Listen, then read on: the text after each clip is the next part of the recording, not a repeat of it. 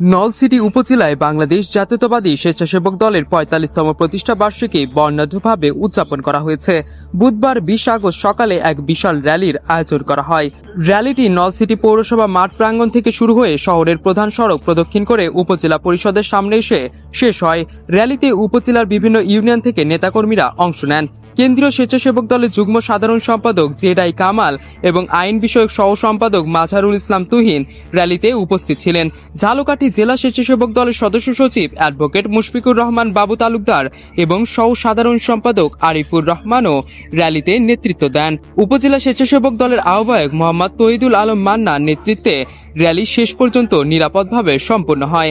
এছাড়া পৌর স্বেচ্ছাসেবক দলের আহ্বায়ক সুমন, সদস্য সচিব সোহেল ও অন্যান্য স্থানীয় নেতৃবৃন্দ অনুষ্ঠানে উপস্থিত ছিলেন। উক্ত র্যালি এবং অনুষ্ঠানটি দলের ঐক্য ও উদ্যম প্রদর্শনের পাশাপাশি প্রতিষ্ঠা বার্ষিকী উদযাপনের একটি গুরুত্বপূর্ণ অংশ হিসেবে সকলের নজর কেড়েছে।